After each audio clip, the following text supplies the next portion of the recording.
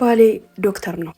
ጎበዝ ዶክተር፣ ምስጉን ዶክተር፣ ማህበረሰቡን ለማገልገል የእውነት ታጥቆ የተነሳ የሰዎችን ችግር ሲፈታ በጣም የሚደሰትና የሚኮራ ሁሌም በሙያው በቀናነትና በመልካምነት ለማገልገል የሚተጋ ዶክተር ነው። ለእኔ ደግሞ የ15 ዓመት ባሌ፣ ወዳጄ፣ ጓደኛዬ፣ ሁሉ ነገሬ ነው። ታዲያስ ከአንዲት ቆንጆ ወጣት ሸበላ ቀልቃላ ልጅ ጋር ልብን ያለ ፍቅር ያዘው። እልም ያለ ውዴታ ውስጥ ገባ። ያንን ያወቅኩ ዕለት የተዳፈነው አውሬነቴ ወጣ። እንደ እብድ አረገኝ።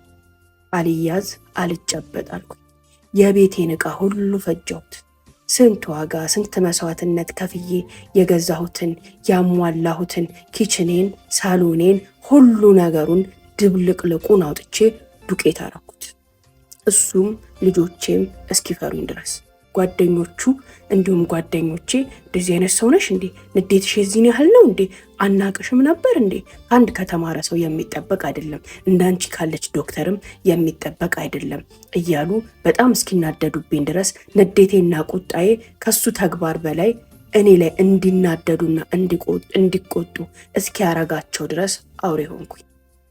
እኔም በሙያዬ ዶክተር ነኝ። ነገር ግን ዶክተርነቴ ወረቀት ላይ ነው የቀረው። ከትምህርት ቤት ከወጣው በኋላ መድረክ ላይ ዶክተር እከሌ ተብዬ ከተሸለምኩኝ፣ ከተወደስኩኝ፣ ከተሞገስኩኝ በኋላ የሚገባኝን አገልግሎት ለራሴም ለማህበረሰቤም አልሰጠው። ዲግሪዬም ግድግዳ ላይ ተንጠልጥሎ ወረቀቴ ደግሞ አቧራ ቅሞ ቁጭ ብሏል። ለምን አትይኝም? እሱን አግብቼ እሱን ወድጄ የእሱ ሚስት ሆኜ የእሱ የልጆች እናት ሆኜ ሁሉን ነገር ተውኩት። ሁሉን ነገር ረሳሁት። የእሱ ሚስት መሆን ለእኔ ከዶክተርነትም በላይ ነበር። ልጆቼን ማሳደግ ለእኔ ከስራም ከደሞዝም ከክብርም ከውዳሴም በላይ ስንት ዓመት ቤተሰቦቼም ራሴም አይኔ እስኪቃጠል ያጠናሁትን የለፋሁበትን የደከምኩበትን ሁሉ እርግፍ አርጌ ትቼ የቤት እመቤት ስሆን፣ እናት ስሆን፣ ሚስት ስሆን ለደቂቃ እንኳን አላቅማማሁም ነበር፣ አልተሰኘሁም ነበር። አንድም ቀን ውስጤ ላይ ያ ሁሉ የለፋሁበትን ነገር አስቀምጬ መቅረቴ ግን ትክክል ነው ብዬ አስቤበት አላቅም ነበር። ሀውለት ይገርምሻል። ነገር ግን ዛሬ ያ ሁሉ ነገር አልፎ ባሌ በ40 ዓመቱ ፍቅር ያዘኝ እያለ ሲንቀዋለል ትዕግስትና ሰብር አሳጥቶ አውሬ ያደረገኝ ወሬ መጨረሻ ራሴኑ ዋጋ አስከፈለኝ ትለናለች። እንዴት ናችሁ ዶቼ? ደህና ናችሁ? አብራችሁ ስለሆናችሁ በጣም አመሰግናለሁ። በጣም የሚገርመኝ ነገር ንፉግነት ይሁን አለማስተዋል ይሁን አላቅም፣ በአንድ ቀን 400,000 ሰው ያየው ቪዲዮ 1,000 ሰው ነው ፎሎ ያደረገው። ያ ንፉግነት ነው ወይ ደግሞ አለማስተዋል ነው? ታሪኮቹን ከወደዳችኋቸው ከተማራችሁባቸው ለእናንተ ጥሩ መልእክትና ኢሜጅ ካላቸው ለእኔ የምትሰጡኝ ጊፍት ፎሎ ማድረግ ነው፣ ላይክ ማድረግ ነው፣ ሼር እና ሪፖስት ማድረግ ስለሆነ ያንን እንድታረጉ በፍቅር እጠይቃለሁኝ። አብራችሁኝ ቆዩ። እንዲሁም ቤተል ኤጄሞል 1ኛ ፎቅ ሀውለት ጋር በሉና ቆንጆ ቆንጆ የሴት እቃዎችን ታገኛላችሁ። ሀውለት ጋር ሳታዩ አባያ፣ ድሪያ፣ ቦርሳ፣ ጫማ እንዳትገዙ እንዳትወስኑ እያልኩኝ ቀጥታ ወደ ታሪክ ይገባ። ሀውለት እኔ የአንድ የፍቅር ተምሳሌት ከሆኑ እናትና አባቶች የተወለድኩኝ የመጨረሻ ልጅ ነኝ። ከኔ በላይ አንድ ወንድና አንድ ሴት እህትና ወንድም አሉ። እናትና አባቴ እጅግ በጣም ከሚዋደዱ ከሚፋቀሩ፣ ፍቅር በእግሩ ቆሞ ሲሄድ ማየት ከፈለግሽ፣ ተግባሩን መመልከት ከፈለግሽ የኔ እናትና አባት ህይወት መመልከት በቂ ነው። አባቴ እናቴ ለ2 ዓመታት ከባድ የሆነ ጽኑ ህመም ይዟት አልጋ ላይ ስትተኛ አልጋውን እንኳን አልለየም።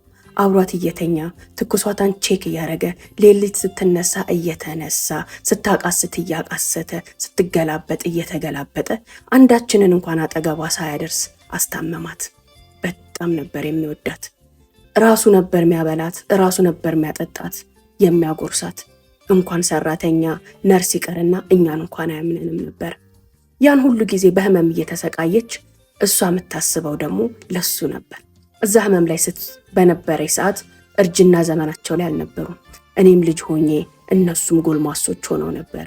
ገደልኩህ እኮ፣ ከሰው በታች አረኩህ እኮ፣ አስረጀሁህ እኮ፣ የምትፈልገውን አድርግ፣ ፈቅጄልሃለሁ፣ ከኔ ጋዚ አትቆራመድ፣ ከኔ ጋዚ አትቦን ትለው ነበር እናቴ። ከእሷ ህመም በላይ የእሱ ከእሷ ጋር መቆራመድና የእሱን እሷን ለማዳን ደፋ ቀና ማለት ህመም ይሆንባት ነበር። አይሆን የለም እግሯን እያሸ ሰውነቷን እያሸ ሐኪም ቤት እየወሰደ መድኃኒቷን ተከታትሎ እየሰጠ አንቺ ካልበላሽ አልበላም፣ አንቺ ካልጠጣሽ አልጠጣም፣ ከፈለገ ይውጣ ብዩ ጉረሹ እያለ በእጁ ፈትፍቶ በማንኪያ እያጎረሳት 2 ዓመታትን አስታሞ እናቴን አዳናት። እናቴ ከዳነች በኋላ ቆማ መሄድ ከጀመረች በኋላ ፍየል እያረደ በግ እያረደ ዶሮ እያረደ ራሱ እየቀቀለ ሾርባና ምግብ እያደረገ ቁጭ ብሎ አብልቷት ነበር የሚወጣው። ምሳ ሰዓት መጥቶ ያበላታል፣ እራትም ያበላታል። እምቢ ካለች እኔም አልበላም ብሎ ጥሎ ይወጣል። እሱ እንዲበላ ሲል ስትል በግዷ ትበላለች። ያ ጥገና ታማሚ ገመምተኛ ሳይሆን አራስ መስላ ወፍራ አምራ ጠንክራ ከአልጋዋ እንድትነሳ አደረጋት። የአባቴ ፍቅር በዚህ ደረጃ በተግባር የተገለጠ ነበር። እሷ ካልበላች አይበላም፣ እሷን ካሌለች ቤት አይገባም፣ እሷ ውጪ ከሆነች ሄዶ ካለችበት አምጥቷት እንጂ እቤቱ ገብቶ ሶፋ ላይ የማይቀመጥ አባት ነበር። እሷስ ራሴን አመመኝ ካላት ምትይዞ ይጠፋታል፣ ምትጨብጦ ይጠፋታል። ዳማከሴውን ትበጥሳለች፣ ጤና አዳሙን ትበጥሳለች፣ ዶክተር ጋር ትደውላለች፣ ሐኪም ቤት ካልሄድን ትላለች። ቁጭ ብድግ ነው የምትለው። አናቱ ላይ ቅቤ ታረጋለች፣ እግሩን ታጥባለች፣ እግሩን ታሻለች። አባቴ የእናቴ ጭንቀት በጣም ይጨንቀው ስለነበረ ያስፈራውም ስለነበረ በከፍተኛ ሁኔታ ካልታመመ በስተቀር አመመኝ ብሎ ለእሷ አይነግራትም ነበር። እስ ብሎ ለእኛ ነበር የሚነግረን ምንችለውን ነገር እንድናደርግለት። እሷ ከሰማች ሚሞት ሚያመልጣት ከእጇ ልክ እንደ ቅቤ ቅልጥ ብሎ የሚፈስ ያህልን ነበር ስፍስፍ የምትለው። አባቴ ደግሞ አባትነቱ ድንቅ ነበር። ውድ ልጆቹን የሚወድ ስሞ የማይጠግብ አቅፎ የማይጠግብ አጫውቶ የማይጠግብ እናት የሆነ አባት፣ ካገባን በኋላ እንኳን ለኪሳችሁ እያለ የኪስ ገንዘብ የሚሰጥ፣ አግብተን ከቤት ከወጣን በኋላ በሳምንት 3 ቀን 4 ቀን መተን ካላየ ነው ምን ሆነው ነው ብሎ ሚስቱን አንጠልጥሎ ቤታችን ድረስ የሚመጣ፣ የሴት ኪስ አይሞላም፣ የሴት ቦርሳ የሴት ጓዳ አይሞላም እያለ አንድ ቀንም ፖኬት መኒ ያላጓደለ ገንዘብ በየኪሳችን በየአካውንታችን የሚወረውር ደግ አባት። እናታችንስ እኔ አግብቼ እናቴ በኖረችበት ዘመን አንድ ቀን ሽሮ በርበሬ በሶ ብዬ አስፈጭቼ አላቅም። በየዓመቱ አስፈጭታ ለኔም ለእህቴም እኩል አካፍላ የዓመት ቀለባችንን ሰፍራ የምትልክ እናት፣ ጓዳችንንም ህይወታችንንም ለመጠበቅ የራሳቸውን ህይወት የከፈሉ እናትና አባት ነው ያሳደጉኝ። ለኔ ወንድ ማለት እንዳባቴ ነው። ለኔ ባል ማለት እንዳባቴ ነው። አባቴን ባየሁበት፣ አባቴን ባፈቀርኩበት፣ አባቴ እናቴን ባፈቀረበት፣ እናቴን በተንከባከበበት በወደደበት ልክ እኔም ባሌን ወደድኩት። ባሌ መልካም ሰው ነበር፣ ጥሩ ሰው ነበር፣ ያፈቅረኝ ነበር። ተምሳሌትነቱን ልክ የአባቴ አይነት ባል አገኘው። ምደገፈው ነው፣ እንደ እናቴ ለጥ ብዬ ላዩ ላይ የምተኛበት ፍራሼ ነው፣ መደገፊያዬ ነው ብዬ ለባሌ ሁሉንም ነገር ተውኩለት። ወንድም ማቀው እኔ አባቴን ስለሆነ፣ ባልም ማቀው አባቴን ስለሆነ። እናቴ አንድ ቀን አባቴን ገንዘብ አነሰኝ፣ ገንዘብ ቸገረኝ ብላ ስትጠይቅ ሰምቼ አላቅም። አባቴ ነጋዴ ነበር። በካኬ የተሞሉ ብሮችን ይዞ ይመጣና ማታ ይሰጣታል። ቆጥረን አስተካክለን የምትፈልገውን በቂን ያለችውን ያህል ዘግና ከወሰደች በኋላ ጠዋት ሄዳ ያንን ብር አካውንት ውስጥ የምትከተው እሷ ነበረች። እሱ ቀን ሰርቶ ያመጣል። ሂሳቡን ሰርታ ኳልኩሌት አድርጋ ባንክ ከታች የምትፈልገውን ወሳጅ፣ ለቤቷ የምትፈልገውን አድራጊ እሷ ነበረች። እንኳን ለራሷ ለቤተ ዘመድ፣ ለጓደኛ፣ ለጎረቤት እንኳን ምሰጠው ስትፈልግ አትጠይቀውም። ዝግና አርጋ ነው የምትወስደው። ነፃነት ተሰጠኝም ብላ ግን መስመር አታልፍም። እላፊ አትሄድም። እንደፈለገች አታባክንም። ቁጥብ ነበረች፣ ጠንቃቃ ነበረች። ኪሱን እንዳትጎዳ ሁሌም ትጠነቀቃለች። እናም እንደ አባቴ ደግ ነው፣ አፍቃሪ ነው፣ እኔም እንደ እናቴ ሆንለታለሁ፣ አፈቅረዋለሁ ያልኩት ባሌ ከ15 ዓመት በኋላ የ3 ልጆች አባት ሆኑ፣ ሌላ ሴት አፈቀረ። ያንንም ወሬ የሰማሁኝ ጊዜ ማናት ሴቷ ለመሆኑ? ወጣት ትንሽዬ ቆንጅዬ አማላይ ልጅ። ታዲያ የተገናኙ እዛው ስራው ቦታው። ያኔ ነበረ እስከ መጨረሻው የሚያጸጽተኝን ዋጋ የሚያስከፍለኝን ድብልቅልቅ ያለ ንዴት፣ ውጥንቅጡ የወጣ ስርዓት የሌለው ውሳኔን ወስኜ ህይወቴን ለአንዴም ለመጨረሻም ጊዜ ጨለማ ያደረግኩት ትለናለች። ሌላ ሴት እንዳፈቀረ እልም ጭልጥ ያለ አይኑንም ልቡንም የዘጋ ፍቅር ውስጥ እንደገባ በምን አወቅሽ ካልሽኝ፣ አንድ ስልክ ነው ያለው ባሌ። ያ ስልክ ለእኔ ሁሌም ነፃ ነው። እጠቀምበታለሁ፣ አነብበታለሁ፣ ሶሻል ሚዲያ እከታተልበታለሁ። አጠገቤን ያለው የሚዘጋ የሚቆለፍ የሚደበቅ ስልክ አይደለም። ያንን ነው የማውቀው። በዛም ባሌ ላይ ድገፍ ብያለሁ። ተከታትየውም ቼክ አድርጌውም አስቤውም አላውቅም ሲጀምር።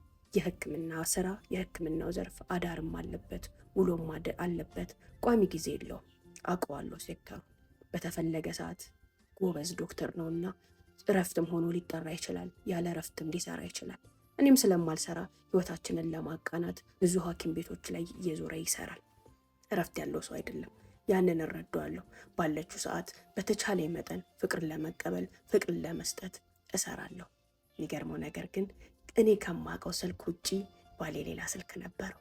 መኪና ውስጥ ሲሆን ሲወጣ ብቻውን ብቻ ሲሆን ኦን አድርጎ ይጠቀምበታል። እቤት ስገባ ዋናውን ስልክ ነው ይዞ የሚመጣው። በአጣዳፊ ሁኔታ ከህክምና ጣቢያ ተደውሎለት ድረስ ተባለ። ሌሊት ስለነበረ ብቻውን መሄዱ ደስ አላለኝም። ልከተልህ አልኩት። አረ በፍጹም አለኝ። በፍጹም እከተልሃለሁ፣ ብቻህንማ አትሄድም ብዬ ተከትዬው በመኪና አብረን ሄድን። እሱ ወደ ውስጥ ስራው ሊሰራ ሲገባ እኔ መኪና ውስጥ እዚሁ ልጠብቅ፣ እንቅልፍም ከወሰደኝ እተኛለሁ ሂድ አልኩኝና መኪናው ውስጥ ቁጭ አልኩኝ። ብቻ የሆነ ነገር ገልበጥ ጎርጎር ሳረግ ቅጣም ባራቸው ጠፍቶ የተቀመጡ ወረቀቶች ነበሩና እነሱን ላስተካከል ብዬ ክፍትፍት ሳረግ ያቺ የተዘጋችውን ስልክ አገኘኋት። ከፈትኩት። የተደበቀ ስልክ ሳገኝ ዋይ ምንድን ነው ብዬ ጭንቅላቴ ብዙ ነገር መታኝ። በቀላሉ ላልፈው አልፈለግኩም። ወደ ውስጥ ገብቼ ያደረጋቸውን የስልክ ልውውጦች፣ ሜሴጆች እንዲሁም ደግሞ ሶሻል ሚዲያ ላይ የተጻጻፋቸውና ያወራቸውን ነገሮች ገብቼ በማይበት ሰዓት የማልጠብቀው የማልጠረጥረው እውነት ባሌ ነው፣ የሌላ ሰው ስልክ ነው፣ ሰው ተሳስቶ ነው እስክል ድረስ ግራ የሚያጋባ ነገሮችን አየሁ። እዛው ቁጭ ብዬ በዛው ስልክ የምታወራው ሴት ጋር ደወልኩኝ። በዛ ሌሊት ተነሳ ስልኩ። አስደነገጥከኝ እኮ ምን ሆነህ ነው? በሰላም ነው? ችግር አለ? የሚል የተብርበተበተ በጣም አሳቢ ተጨናቂ የሴት ድምፅ ሰማሁ። ማነሽ አንቺ አልኳት። ማነሽ አለችኝ። አንቺ ማነሽ አልኳት። አንቺ ማነሽ? ይሄ ስልክ የከሌ ስልክ አይደል እንዴ አለች። እኔ ባለቤቱ ነኝ። አንቺ ማነሽ አልኳት። ባለቤቱ ብላ ስልኩን ዘጋች ትለናለች። እንዴት ናችሁ ዶች? ደህና ናችሁ ወይ? አብራችሁ ስለሆናችሁ በጣም አመሰግናለሁ። ፎሎ እያረጋችሁ ላይክ እያረጋችሁ ሼር እያረጋችሁ አብራችሁን ቆዩ። እንዲሁም ቤተል ኤጄ ሞል አንደኛ ፎቅ ሀውለት ጋር በሉና በጣም ቆንጆ ነገሮችን ታገኛላችሁ። ሀውለት ጋር ሳታዩ አባያ፣ ድሪያ፣ ቶፕ፣ ጫማ፣ ቦርሳ እንዳትወስኑ። አብራችሁን ቆዩ። በዛ ሌሊት በዛ ሰዓት እስኪመጣ ራሴ መቆጣጠር አቃተኝ። መሆነው ሚይዘው የምጨብጠው ነገር ሁሉ ግራ ገባኝ። አራስ ነብር ሆኜ እያለቀስኩ እየተራገምኩ ፀጉሬን እየነጨው ራሴን እየጎዳው በጣም ቆይቶ ስራው ከባድ ነበር መሰለኝ መጣ። ሌሊት ነው። ገና እንደገባ አንቄ ያዝኩት። ጥፍሮቼ አንገቱ ስር ተሰገሰጉ። ፊቱን ቧጨርኩት፣ ነካከስኩት። ግራ ገባው። ምን ሆናለች? ምን ጅኒ ነክቷት ነው እያለ ሊከላከለኝ ሞከረ። በፍጹም ሊከላከለኝ አልቻለም። ላዩ ላይ ሰፈርኩበት። ፊቱ እስኪ ደማ ድረስ ቦጫጨርኩት። ሰውነቱ ጥርሴ ሰውነቱ ስር እስኪገባ ድረስ ነከስኩት። ሲያይ ስልኩን አየሁ። ሁሉንም ነገር እንዳወቅኩኝ ገባው። በፍጹም ልረጋጋለት አልቻልኩም። በስንት መከራ እንቅ ጥፍር አድርጎ እጄን ይዞ አረጋጋኝ። እዛው እንደዛው እየተጨቃጨቅን እያለቀስኩኝ እየተሳደብኩኝ ነጋ። በአንተ መኪና አልሄድም ብዬ ከመኪናው ወርጄ ራይድ ጠርቼ በራይድ ቤት ሄድኩኝ። ያን ስልሽ ሀውለት እነዚያ የሚዋደዱ ህይወቴን ቀጥ አድርገው የያዙልኝ፣ ኑሮዬን ያቀለሉልኝ፣ ፍቅራቸው የመገበኝ ከምንም በላይ ከምንም ነገር ይልቅ የምወዳቸው የማፈቅራቸው እናትና አባቴ መደዳ ነበር የሞቱብኝ። እነሱ ሲሞቱ በጣም ተጎዳሁ፣ በጣም አዘንኩ። ሀዘኔ ጥልቅ ነበር፣ ምሬቴ ከባድ ነበር። በዛ በሀዘኔ ሰዓት ድብርት ውስጥ ገባሁ። ሁሉ ነገር አስጠላኝ። ለባሌም በዛ ሰዓት ጥሩ ሚስት አልሆንኩለትም። ያ ሀዘኔን የቤተሰቦች ጋር ያለኝን አታችመንት ፍቅራችንን፣ ውዴታችንን፣ ቤተሰቦቼ ለእኔ ምን ማለት እንደሆኑ ያቅ ስለነበረ ይረዳኛል፣ ይንከባከበኛል፣ ከዚህ ድብርትና ከዚህ ሀዘን ጫና ውስጥ ከጎኔ ሆኖ ያወጣኛል ብዬ የጠበቅኩት ባሌ ያንን ሰዓት ተጠቅሞ ነበር። ለካ ወደ ውጭ ወጣው። አባቴ ትንሽ አርጀት እንዳለ ሞተ። እናቴ የአባቴን ሀዘን መቋቋም አልቻለችም።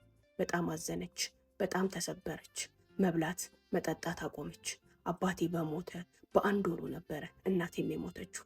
አብራችሁ ቅበሩን፣ ጎን ለጎን ቅበሩን ይሉ ነበረ። መዋደድ እንዲህ ነው። ሞትሽ እንኳን አንዴ ይሆናል። ስትፋቀሪ ስትዋደጂ ቀብርሽም ጥሪሽም እኩል ይሆናል። አባቴ ሁሌ እናቴን ይላት ነበር፣ ቀድሜሽ እኔ ልሙት፣ እንግዳይን ስትራርገሽ ትሸኝልኛለሽ፣ አትዋረጂም። አንቺ ቀድመሽኝ ከሄድሽ እኔ በምን አቅሜ ነው ሰዎችሽ የምሸኘው? እኔ በምን አቅሜ ነው ያንቺን ሀዘን ተቋቁሜ ሀዘንተኛን የማስተናግደው ይላት ነበር። እሷ ደግሞ እኩል እንሙት፣ አብረን እንሙት፣ እኔም እኮ ያንተን ሀዘን ተቋቁሜ እንግዳይን መሸኘት አልችልም ትለው ነበር። የሚገርምሽ ነገር ልክ አባቴ እንደሞተ እናቴ ለእኔ ቀብር ለእኔ የሀዘን ጊዜ ሆናችኋል ብላ ምስር ሳይቀር ለቅማ አጥባ ነበር ያስቀመጠችው። ለሞቷ ተዘጋጀች። ኧረ ተይ እስክንል እስክናለቅስ እሱ ሄደብን አንቺም አትሂጂ እያልን የሞተችን ያህል እንደዛ ብንቆጣትም የእሱን ሀዘን ሳትወጣ እንግዳውን እያስተናገደች ይሄ ለእኔ እያለች ለቀብሯ ምስር፣ ዘይት፣ በርበሬ ሳይቀር አዘጋጀች። ልጆቼ ሴቶች ናቸው። በእጃቸው ሽሮና በርበሬ አዘጋጅተው አያውቁም። እኔ ሞትኩኝ ቀን ይዋረዳሉ። ባሌ እውነቱን ነበረ። እሱን በክብር ሸኘሁት እኔ ስለሆንኩኝ፣ እኔንም በክብር ሸኙኝ። ሁሉን ነገር አዘጋጅቼላችኋለሁ ብላ እንዳማረተች መብላት መጠጣት አቅቷት እሱ በሞተ በአንድ ወሩ እሷም ሞተች። የሚገርምሽ ነገር ግን አባቴ አጠገብ ላይ ቀብር ተገኝቶላት አባቴ አጠገብ ነው እናቴም የተቀበረችው። ያ ሀዘን ለእኔ በጣም ከባድ ነበር። ያ ህመም ለእኔ በጣም ከባድ ነበር። ባሌ እንዴት አልተረዳኝም? እነሱ ከሞቱ እነሱን ከቀበርኩኝ በኋላ ደግሞ ወንድሞቼና እህቶቼ ጋር ከባድ ግጭት ውስጥ ገባል። እናቴና አባቴ እድሜ ልክ የኖሩበት አባቴ በወጣትነቱ ብዙ ዋጋ ከፍሎ የያዘው የምንወደው ትዝታችን፣ ታሪካችን፣ ፍቅራቸው፣ ተምሳሌትነታቸው ያለበት ቤት ይሸጣሉ።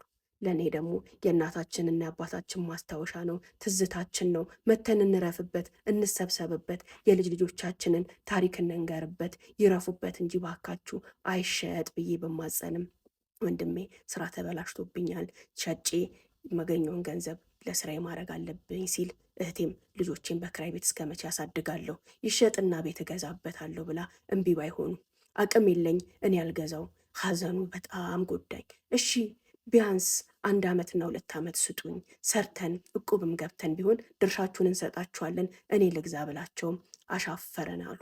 ያኔ ነበረ አለመስራቴ፣ ገንዘብ በበቂ አለመያዜ፣ የኔን የእሱም ሸክም ባሌ ላይ መሆኑ ግብግብ ያደረገኝ። ታዲያ እዛ ሀዘን ውስጥ ሆኜ ነው 3ኛ ልጄን የወለድኳት። ለአመታት እያለቀስኩ እያዘንኩ ድብርት ውስጥ ሆኜ በእርግጥ ባሌን በጣም ጎድቼዋለሁ። ግን የተረዳኝ የሚደግፈኝ የሚያግዘኝ ከጎኔ የሆነ መስሎ ነበረ። ባሌ ለካ ድብርትና ሀዘኔን እንኳን የማይጋራኝ ሰው ሆኖ በዛ ሀዘንና ብቸኝነቴ ሰዓት የሚወደው የሚያዝናናውን ህይወት ውጭ ላይ ከኔ ተደብቆ ጀምሮ ነበረ። እኔ ከሀዘኔ ከብቸኝነቴና ከባዶነቴ ጋር ስሰቃይ፣ እሱ ግን ዞርም ብሎ ላያየኝ፣ ምን ሆናለች ብሎ ላይደግፈኝ ውጪ ላይ ህይወቱን ቤቱን እየሰራ ነበር ትለናለች። በፓርት 3 እንገናኛለን። ትረጋጋለች ብሎ ባሰበበት ሰዓት ሲመጣ የባሰ ነገሩ ጥንቅጡ ወጥቷል። እንደነገርኩሽ የቤቱን ዕቃ ጨርሼዋለሁ። ልጆቼ ፈርተው ደንግጠው ጥጋቸውን ይዘዋል። እኔ ሌላ ታሪክ ውስጥ ገብቻለሁ። ከእህት ወንድሞቼ ጋር ተቆራርጫለሁ። ማንም የለኝም። በወቅቱ ለእኔም ለሱም ጓደኞች የሆኑ በጣም የሚያከብሩን የሚቀርቡንን ጓደኞቻችን ጋር ሁሉ ደውዬ ጉዳዩን ተናግሬያለሁ። ከሁለት ሌላው ስህተት ደግሞ ያ ነበር። ህይወቴን ለመጨረሻ ጊዜ ብልሽትሽቱን ያወጣብኝ የባሌን ገመና አሳልፌ ለወረኛ ሰጠሁኝ። ጓደኛ ምንም ጓደኛ ቢሆን ምንም ወዳጅ ቢሆን ስትከባበሪ ውስጥ ምስጢርሽን ሳትተዋወቂ ነው እንጂ ገመናሽን ያወቀ ቀን መከባበርሽ ይቀራል። ውስጥሽን ቤትሽን ገብቶ ዘልቆ ያየ ቀን መገማመት መናናቅ ይጀመራል። እኔ ግን በወቅቱ መፍትሄ መስሎ ስለተሰማኝ የባሌን ድርጊት ለጓደኞቹ ደውዬ ተናግሬ መፍትሄ እንዲሰጡኝ ይሁን እንዲያስታርቁኝ ይሁን እንዲሸመግሉኝ ይሁን አላቅም። በዛ ስሜት ውስጥ ሆኜ ግን የኔም ጓደኞች ጋር የእሱም ጓደኞች ጋር ደውዬ እንዲሰበሰቡልኝ አድርጌያለሁ። ሲመጣ ነገረ ሁኔታ ሁሉ ሌላ ትርምስ ውስጥ ነው። በጣም ግራ ገባው። ምን እየሰራሽ ነው? ለምንድን ነው የማትረጋጊው? በጣም አካበድሽ፣ በጣም አጋነንሽ፣ ምን አይነት ስነ ስርዓት ነው ብሎ እኔ ብሶ እሱ ተናዶ ቁጭ አለ። ሁኔታዬን ሲያይ የእሱ አውሬነት ደግሞ ጭራሽ ወጣ። አይመለከትሽም፣ እንደውም አልፈልግሽም፣ እንደውም ከዚህ በኋላ በእኔ ህይወት ውስጥ ቦታ የለሽም፣ እንደዚህ በማስፈራራትና እንደዚህ በማድረግ ልትቆጣጠሪኝ እየሞከርሽ ነው፣ ምን እያደረግሽ ነው እያለ እንቧ ከረየው ማለት ጀመረ። ሁኔታውን የሰሙ ጓደኞቻችን ማስፈቀድ ያለባቸው ከስራቸው አስፈቅደው፣ ሌሎችም ደግሞ ረፍት ላይ የነበሩት እንቅልፋቸውን እንኳን ሳይጨርሱ እየተጨነባበሱ እቤት ድረስ መጡ። ይሄን ሲያይ ደግሞ ባሌ ይበልጥ ተናደደ፣ በጣም ተቆጣ። በዛች ሰከንድ ውስጥ በዛች ሞመንት ውስጥ እኔና እሱ ቁጭ ብለን ሳናወራ ምንድነው ሳንባባል እንዴት ነው ሳንባባል ያ ሁሉ ሰው ግልብጥ ብሎ ሲመጣ ትንሽ ሆነ። በጣም አፈረ። ምክንያቱም በጓደኞቹ ዘንድ እጅግ በጣም የሚሰማ የሚከበር ቦታ የሚሰጠው ሰው ነው። ይሄን ጉዱን ሌሎች ሰዎች መስማቱ ለሱ ትልቅ ቅሌት ነው። እኔም በእርግጥ ያንን ለመጠቀም ነበረ እነሱን የጠራሁት። በደንብ አገናዝቤ ባላስብበትም ይህን ቅሌትና ውርደቱን ግን ጓደኞቹ ካወቁ ድጋሚ ወደዚህ ጉዳይ አይቀርብም፣ ካልሆነም ደግሞ ምን መወሰን እንዳለብኝ እንኳን አላወቅኩም ነበረ። ለሱ ግን ያ ነገር ቀላል አልነበረም። ከእኔ እንደዛ መሆን በላይ ጓደኞቹን መሰብሰቤና ለእነሱ ሁኔታውን መንገሬ እጅግ በጣም አግሬሲቭ አደረገው። በወቅቱ ባይናገረውም ከዛ በኋላ የመጣውን ክስ ነው ምነግርሽ ትለናለች። እንዴት ናችሁ ውዶች? ደህና ናችሁ? በፓርት 3 ተገናኝተናል። ታሪኮቻችን እየተመቻችሁ ከሆነ ፎሎ፣ ላይክ፣ ሪፖስት፣ ሼር እያረጋችሁ አብራችሁን ቆዩ። እንዲሁም እዚህ ቻናል ላይ ማስታወቂያዎቻችሁ ማሰራት የምትፈልጉ ሰዎች ባዮ ላይ ባለው ስልክ ኮንታክት አድርጉኝ። አባያ፣ ጫማ፣ ቦርሳ፣ ሂጃቦችን እና ድሪያዎችን የምትፈልጉ እህቶቼ ደግሞ ሀውለት ጋር ሳታዩ እንዳትገዙ። አድራሻዬ ቤተል ኤጄሞል 1ኛ ፎቅ 113 ቁጥር ነው። ቴንኪዩ። ጓደኞቹ ተሰበሰቡ፣ እንድንረጋጋ አዘዙ። የሆነውን ነገር ጠየቁኝ፣ የሆነውን ነገር አስረዳኝ። ባለቤቴ በዚህ ድብርት ውስጥ በዚህ ሀዘን ውስጥ ሆኜ ለአመታት እንደዚህ በሆንኩበት ሰዓት አባቴ ነው፣ መደገፌ ነው፣ ባሌ ነው ያልኩት ሰው ቼት እያደረገ ከሌላ ሴት ጋር ወጣ ገባ እያለብኝ ነው። ከሱ መጠብቀው ነገር አይደለም፣ በቃኝ፣ እንደውም አለያዩኝ፣ ተውኝ ብዬ እንባ ከረየሁ አልኩኝ። ተረጋጊ ተባልኩኝ። ለመረጋጋት ሞከርኩኝ። እሱንም ጠየቁት፣ ይህ ነገር ትክክል ነው ወይ ተባለ። አዎ፣ በአንድ አጋጣሚ የተዋወቅኳት ልጅ ናት። ምንም ኤክስትራ ግንኙነት የለንም፣ ጀስት ትውውቅ ነው። ይህን ነገር ለማቆም እየሄድኩኝ ነበረ። ነገር ግን እዚህ ውስጥ ራሱ የከተተችኝ እሷ ናት የሚል ክስ አቀረበ። ለምን? ምን ተፈጠረ ተባለ። በገጠማት ሀዘን ምክንያት አንደኛ ቶሎ ልትረጋጋ አልቻለችም። እኔንም ልጆቿንም ማየት አልቻለችም። ራሷንም መመልከት አልቻለችም። ሰው ይሞታል፣ ይወለዳል፣ ይኖራል። ይህን እውነት ከኛ በላይ የሚያውቅ የለም። እኛ እዛው የሞትና የህይወት አፍንጫው ላይ ነው። ስራችንም ህይወታችንም ትምህርታችንም። አባትና እናቷ ፈጣሪ ይመስገን እድሜ አይተው የልጅ ልጅ አይተው እድሜን ጠግበው በጥሩ ፍቅር በጥሩ ክብር ሞተዋል። ለእሷ ምን ማለት እንደሆኑ አውቃለሁኝ። በእርግጥ ከወንድምና ከእህቶቿም ጋር የገባችበት ነገር ቀላል አይደለም። ቢሆንም ግን ለአባትና ለእናቷም ስያሜ የሚሆን ባገኘችው ውርስ ገንዘቡ አልባከንም። እሷም ለልጆቿም ለራሷም ለእኛም የሚሆን ቤት ገዝታበታለች። ገንዘቡን ቢሆን ቁም ነገር ላይ ነው የዋለው። ነገር ግን ይሄ ጉዳይ አመታትን ተሻግሮ ሁሌም እኝኝ የምትልበት ቤታችንን ሀዘን የረበበበት ደስታ ያጣች መረጋጋት ያጣች ሴት ሆናለች። ከሀዘኗ አለውጣም በሚል ችክተዋ ምክንያት እኔንም ረስታኛለች፣ ልጆቿንም ረስታለች፣ ራሷንም ረስታለች። እኛ ደስታ እንፈልጋለን፣ ሰላም እንፈልጋለን። ስራችን ምን ያህል ዲፕሬሽን ያለው ምን ያህል ውጥረት ያለው እንደሆነ ለሷም ለእናንተ አልነግራችሁም። በእርግጥ እሷ ስራውን ስላልሰራችሁ ከትምህርቱ ውጪ ላታውቀው ትችላለች። እቤታችን ስንመጣ ህይወታችን ውስጥ ስንቀላቀል ቢያንስ ከዋልንበት ድብርትና ከመጣንበት ስሜት ተላቀን ደስታና ሰላም መረጋጋት እንፈልጋለን። መሳቅ መጫወት እንፈልጋለን። እኔ ቤቴ ውስጥ የእሷ ቤተሰቦች ከሞቱና ከቤተሰቦቿ ጋር ከተቆራረጠች በኋላ ይህን ሰላም አጥቼዋለሁ። አይታኝ እንኳን አታውቅም። ሴክሹዋል ፍላጎቴን እንኳን በአግባቡ ከእሷ ጋር ለመወጣት ሁሌም እሳቀቃለሁ። ዝግጁ ላትሆን ትችላለች፣ ሰላም ላትሆን ትችላለች ብዬ ጀርባዬን መስጠት ከጀመርኩኝ ቆይቻለሁ። እነዚህ ስሜቶች ናቸው ስሜቴን የምገልጽለት ሀሳቤን የማዋየው ሰው በምፈልግበት ሰዓት እንደዚህ አይነት መንገድ ላይ የገባሁት ብሎ ባለቤቴ ክሱን አቀረበ። ይህን ነገር ስሰማ ሀውለት ከላይ ከጭንቅላቴ ጀምሮ እግሬ ድረስ ሰውነቴ ስንጥቅ ነው ያለው። እንዴት አላሰብኩትም? በጣም ትክክል ነበር። እኔ ከቤተሰቦቼ ሞትና ከእህት ወንድሞቼ ጋር ከተጣለሁኝ ብቻዬን ከሆንኩኝ በኋላ ከባድ ብቸኝነት ውስጥ ገብቻለሁ። ቤተሰብ ራሴን ረስቻለሁ፣ ልጆቼን ረስቻለሁ፣ ቤቴን ረስቻለሁ። አላቅም እንደ ጉዝ ነው ቤት ውስጥ የምንቀሳቀሰው። በተቻለ መጠን እኮ እሱን ለማስደሰት እሱን ትሪት ለማድረግ እሞክራለሁ። ነገር ግን እውነቱን ነው የድሮ እኔነቴ ጠፍታ ነበረ።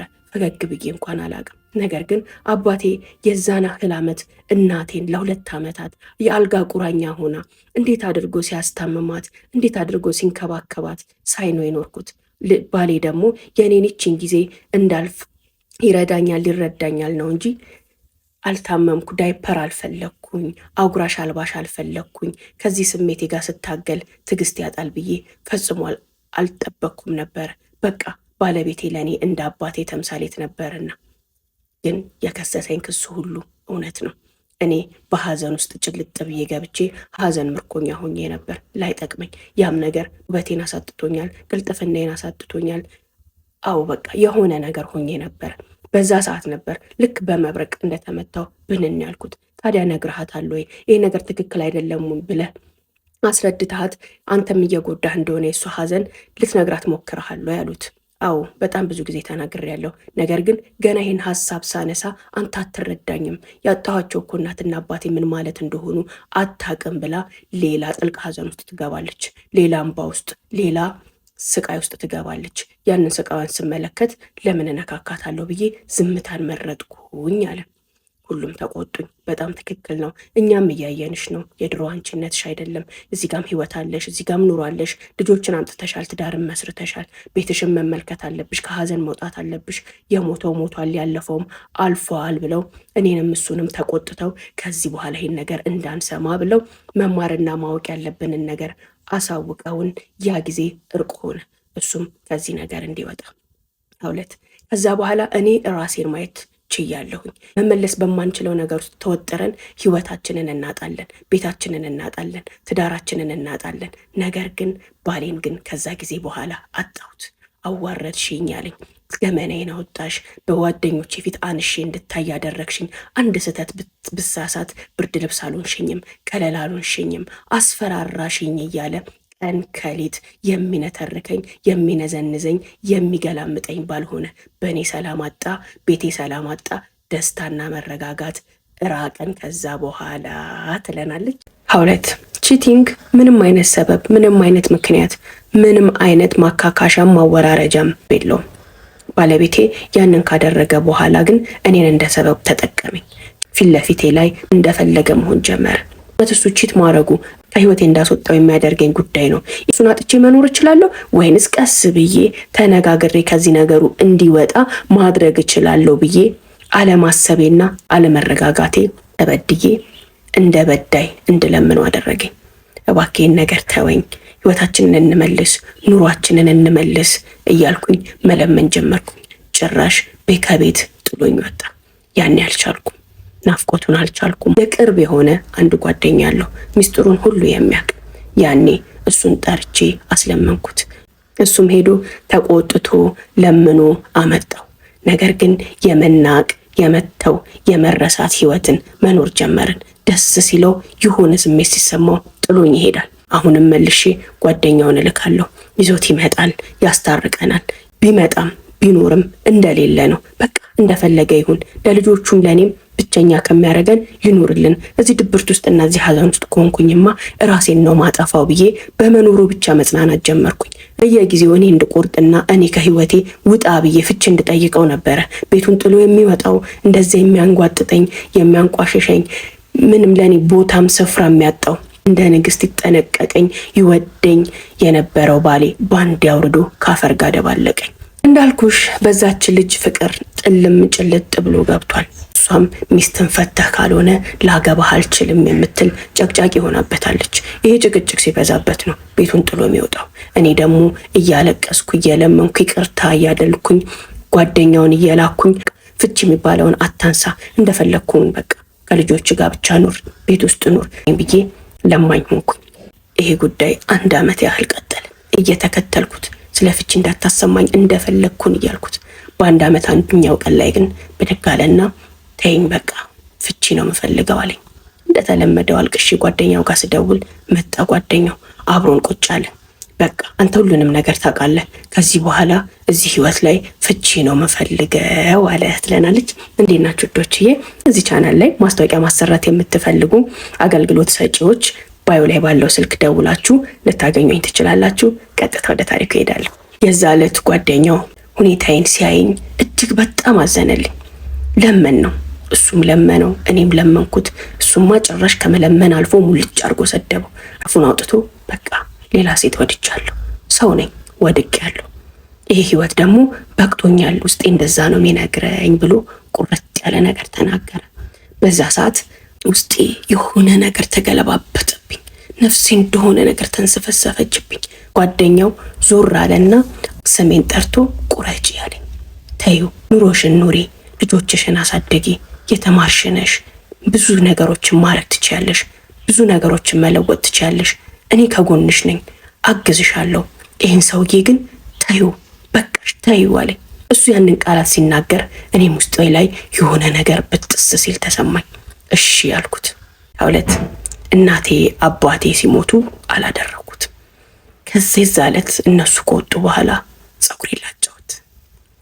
ጸጉሬን ላጨው፣ ጥቁር ለበስኩ።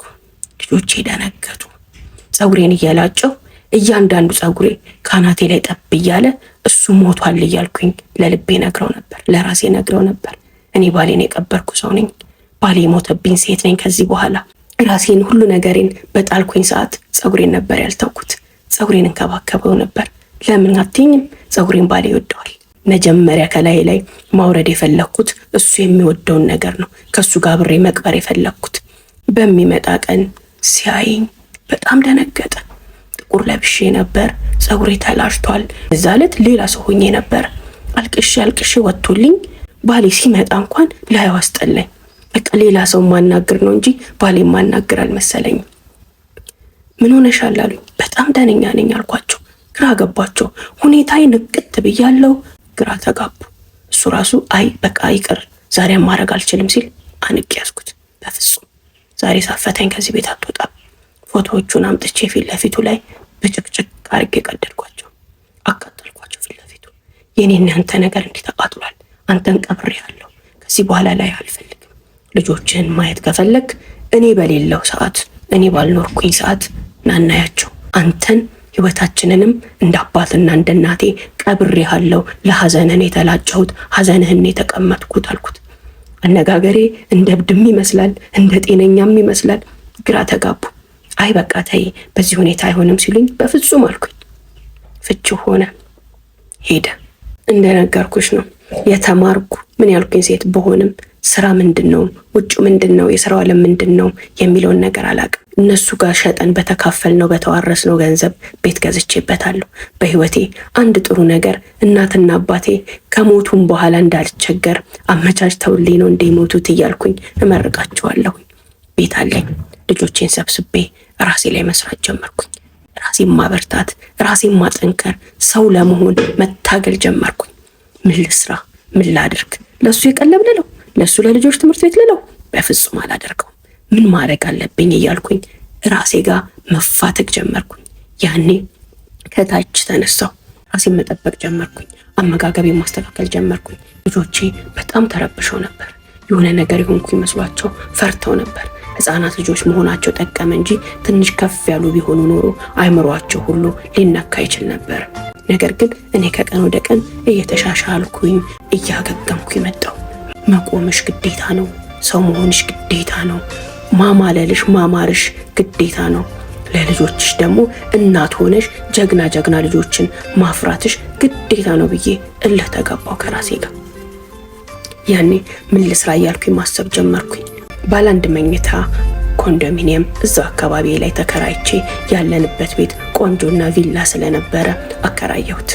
ያን አከራይቼ በቤት ኪራዩን ከፍሎ የሚመጣው ትርፍ ገንዘብ ለልጆቼ ትምህርት ቤት አደረኩኝ። ለቀለብስ ምን ላድርግ ብዬ ደግሞ ማሰብ ጀመርኩኝ። ያኔ ቤቴ ውስጥ እንጀራ መሸጥ ጀመርኩኝ። ከሁለት ንጹህ እንጀራ እየጋገርኩኝ ለሱቆች አከፋፍላለሁ። ነገር ግን ከጓደኞቼ ሁሉ እራኩኝ። ወደ ታች ወረድኩ፣ ወደ ቁልቁል ወረድኩኝ። እንዴት ናት እያሉ ትልቁ ቤቴ እያለው እየመጡ ያዩኝ የነበሩ ጓደኞቹ እንኳን እዛ ኮንዶሚኒየም ገብቼ እንጀራ ሻጭ መሆኔን ሲሰሙ ከክብራቸው ጋር ማልመጥን መስዬ ተሰማኋቸው። አንዷ ብቻ የሱ የቅርብ ጓደኛው ሚስትና የሱ የቅርብ ጓደኛው ብቻ አልተውኝም። ህይወትን መታገል ጀመርኩኝ። እኔ ስቆም ነው፣ እኔ ስሰራ ነው፣ እኔ ስኖር ነው ሁሉ ነገር። ፀጉሬም ማደገ፣ ማዲያቴም ለቀቀ፣ ሰውነቴም ወደ መጀመሪያ ቅርጹ ተመለሰ። ትምህርቴን መከለስ ጀመርኩ። ለዚህ በኋላ ህይወቴም ዓላማ የሚያለፈው ሳይሆን መጪው ነው ብዬ ለራሴ ነገርኳት። መጪው ደግሞ ስኬት ነው፣ መጪው ደግሞ እናትነት ነው፣ መጪው ደግሞ ሴትነት ነው። ሌላም ህይወት አለኝ፣ ሌላም ነገ አለኝ ብዬ መስራት ጀመርኩ። በዛ ሁኔታ እያለን አንድ የጋራ ጓደኛችን እናት ትሞታለች። ከሁለት ለራሴ ራሱ እስኪገርመኝ ድረስ መስታወት ላይ ቆሜ ራሴን ሳያት ሌላ ሴት ናት። ያቺ የድሮዋ ወጣቷ ቆንጆየዋ ልጅ ተመልሳለች። እንዴት እንደሆነ አላቅም። ውስጤን ስላከምኩት ላይ ታከመ። ከሱ ከጓደኛው ሚስት እቤት ድረስ መታ በመኪና ይዛኝ ሄደች። መኪናውን አቁመን ስንወርድ ባለቤቴ ሲያየኝ አላመነም። ገና ሳየው ግን እኔ የሆነ ነገር አደረገኝ። እዛው መኪናው ላይ ተመልሼ የገባሁና እሱ ገብቶ ሲወጣ ነው እኔ የምገባው አልኳት። ጥላቻ እያለብሽ ነው እንዴ የዚህን ያህል ያማረብሽ ብላኝ ተሳሳቅ። እዚህ መቅረትሽ ማለት ምንም አልዳነችም ብሎ እንዲመጻደቅብሽ ነው የሚያደርገው። ሄደሽ በኮንፊደንስ ሰላም በይው አለችኝ። እውነትሽን ነው ብዬ ወጣሁ። ስቀርበው አላመነም። እሱ ሌላ ሰው መስሏል፣ እኔ ሌላ ሰው ሆኛለሁ። ያለ ነገሩ አርጅቷል፣ ያለ ነገሩ ጠቁሯል፣ ሌላ ሰው መስሏል። ያን ነገር ኖቲስ ላደርግለትም አልፈለኩም። ሰላም አልኳቸው። እንዴት ነህ ደህና ነህ ምናምን ብዬ ልክ እንደ ማንኛውም መንገደኛ ሰላም ስለው ግራ ተጋባ። በጣም ደነገጠ። የሆነ ሰፍ ብዬ ምናምን ምሰማው የምጠመጠምበት መስሎት ነበር መሰለኝ። ከዛች ቀን በኋላ የተያየ ነው። በዚህ ቀን ላይ ለቅሶ ላይ ነበር። ሁለት ከዛ በኋላ ምን ሆነ አትይኝም? ከትምህርቴ ጋር የተያያዘ የግል ቢዝነስ ጀመርኩኝ። ጥሩ ገቢ ማግኘት ጀመርኩኝ። በዛም ህይወቴ ላይ በጣም ብዙ ወንዶች ወደ እኔ ህይወት እስቲል ይጎርፋሉ። እኔ ግን ልጆቼን በእንጀራ አባት ለማሳደግ እስካሁን ዝግጁ አይደለሁም። አሁን ያለሁት በዚህ ነገር ውስጥ ነኝ። ጥሩ ስራ ይዣለሁ፣ ራሴን ችያለሁ። በጣም ብዙ ሰዎች የሚማሉልልኝ ወጣት እንጂ የልጆች እናት አልመስልም። ባሌም ደጅ እየጠና እየተንከራተተ ነው። ፊትህን አይንህን እንዳላይ ብዬ እያባረርኩት ነው ትለናለች።